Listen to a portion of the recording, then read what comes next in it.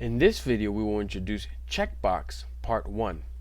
We're going to create 3 checkboxes in an XML file and demonstrate the use of the listener to check the checkbox state, whether it is checked or unchecked. Let's look at a basic example. Again, here I have my strings.xml. Remember that a string resource, or strings.xml, provides text strings for your application with optional text styling and formatting. Here I have check iOS as iPhone, check Android, check Windows Mobile, and I also have a button for display.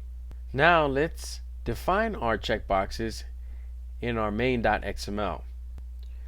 I'm going to use the checkbox tag, and I'm going to give it an ID. And the first one is going to be for the iOS. Then I'm going to set the layout width and the height.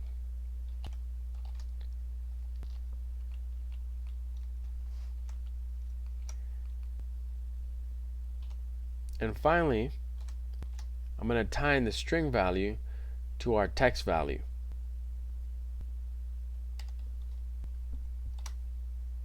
So now this checkbox will have the text value of our check iOS. Now we're going to need 2 more checkboxes, one for Android and one for Windows. And for the Android one, I'm going to set checked to true, which will give us our default checkbox as checked, which in this case will be Android. Finally, we're going to set the Windows Mobile. And here below I have my submit button, which I've set to display.